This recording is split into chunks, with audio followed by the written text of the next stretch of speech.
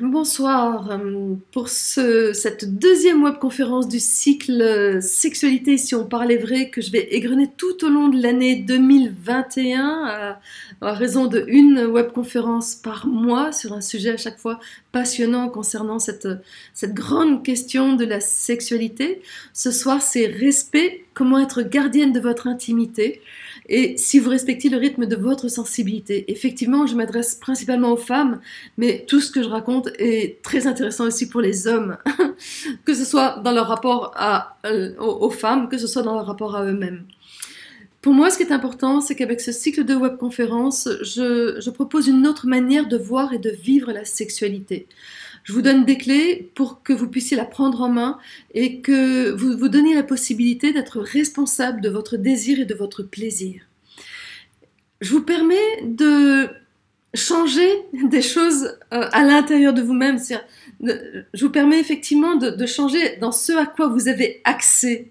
Vous n'avez pas accès à l'autre et vous ne pouvez rien changer chez l'autre. Par contre, en vous-même, c'est un énorme laboratoire dans lequel vous pouvez changer plein de choses. Et l'autre, la manière dont il est, vous donne des clés pour évoluer. Tout ce qui grince avec l'autre, quel que soit l'autre, ça vous donne des éléments où, oh tiens, ça grince à l'intérieur de moi, ce sont des espaces qui ne sont pas en place. Donc moi, je vous accompagne là-dedans au travers de la sexualité, sachant que la sexualité, c'est un sujet qui est très touchy, je dirais, très délicat, parce qu'effectivement, il y a une mise à nu, propre et au figuré, il y a une mise à nu, il y a une rencontre avec la vulnérabilité, la sensibilité, et du coup, ça va déclencher des émotions, des choses comme ça, des espaces très très délicats. Je n'aborde pas les formes de la sexualité. Je préfère vraiment vous apprendre à être au centre, vous apprendre à ajuster votre manière d'être afin que vous puissiez vivre pleinement votre sexualité, quelle que soit la forme, et surtout que vous puissiez vous respecter dans votre sexualité, quelle que soit sa forme. Qu'est-ce que ça veut dire se respecter ? Pour moi, déjà, c'est vraiment la base, je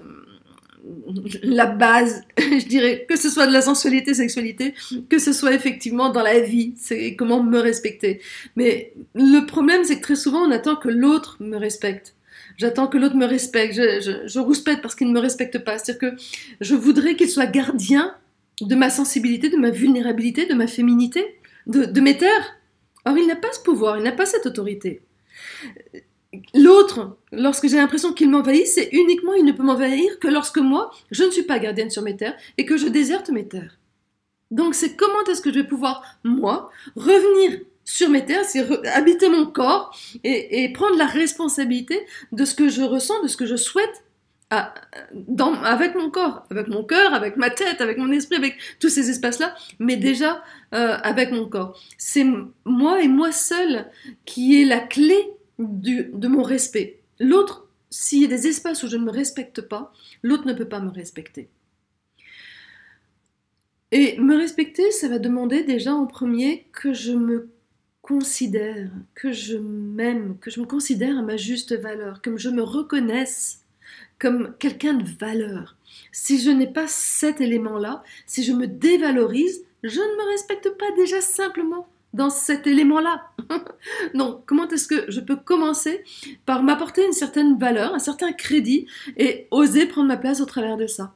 Ça va être aussi, pour moi, vraiment le fait de pouvoir entendre ce que mon corps me dit, puisque c'est le seul élément qui parle au présent de tout ce que je vis. Ma tête et mon cœur sont au passé et au futur, mon esprit aussi. Ma tête est au présent. Et le respect, c'est souvent une question de timing. C'est à ce moment-là que j'aime respecter. Parce que c'est plus tard que je me rends compte que je ne me suis pas respectée. Donc comment est-ce que je peux entendre dans mon corps? Ça veut dire affiner ma sensibilité et écouter. Entendre, écouter, ça va me permettre d'agir en fonction. Agir, ça va me demander de m'affirmer, dire d'oser effectivement m'affirmer. Et j'aime bien m'affirmer sans me fermer. C'est pas non, non, je veux pas, là je suis toute fermée. Comment est-ce que je peux poser un non? Ça c'est pas ok pour moi. Avec une ouverture, je me ferme pas à l'autre. Et comment est-ce que aussi je peux me respecter euh, sans que ce soit dans un système de fuite. C'est-à-dire si effectivement je dis non à l'autre parce que par rapport à la sexualité par exemple, j'ai pas envie d'avoir un rapport sexuel, par exemple à ce moment-là, je dis non et en fait je me rends compte que je suis dans une période où c'est non au niveau de la sexualité, c'est non, c'est non, c'est non, c'est non, c'est non, c'est non, c'est non, c'est non, c'est non. Et on peut avoir ça dans des couples qui durent depuis très longtemps ou des choses comme ça où tout d'un coup c'est et à un moment donné il n'y a même plus de questions parce que l'autre sait que c'est non. Et à ce moment-là, j'ai l'impression que je me respecte en disant non. Mais non, je ne me respecte pas. Parce que je fuis l'espace de moi. C'est-à-dire que je ne me donne pas la possibilité d'aller vers un oui dans les prochains pas, pour les prochaines fois. Donc il y aura vraiment cette notion de me respecter tout en restant en ouverture. Ouverture de moi à moi dans mon évolution, ouverture de moi à l'autre. Et me respecter, c'est aussi savoir libérer ma puissance, puisque c'est avec ma puissance que je vais pouvoir être gardienne, m'affirmer, poser mon autorité noble avec une ouverture de cœur, et pour pouvoir effectivement poser des limites fermes et saines.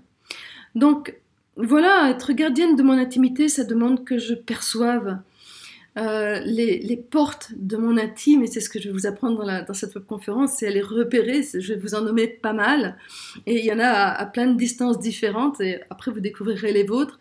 C'est le fait aussi que je n'ai pas peur de décevoir l'autre. Si je dis non, je vais pas lui dire non parce que sinon il va pas m'aimer, sinon là je me laisse embarquer et je ne me respecte pas. Comment est-ce que je peux de plus en plus être aussi être au clair, ça demande effectivement plus de temps, c'est être au clair, sentir quand est-ce que c'est ma tête qui dit oui, ou ma tête qui dit non, et que mon corps dit oui, que mon corps dit non, mais comment est-ce que des fois il y a des désaccords dans tout ça, et c'est là-dedans qu'il peut y avoir effectivement plein de non-respect qui peut s'insinuer. Donc déjà rien que là, vous vous rendez compte que le respect c'est une grosse question, ça soulève plein d'autres questions. Donc là, pendant toute cette webconférence, je vais chercher à apporter le maximum de clés concrètes pour qu'on ne reste pas que dans la tête, que dans des concepts, mais qu'on rentre dans du concret.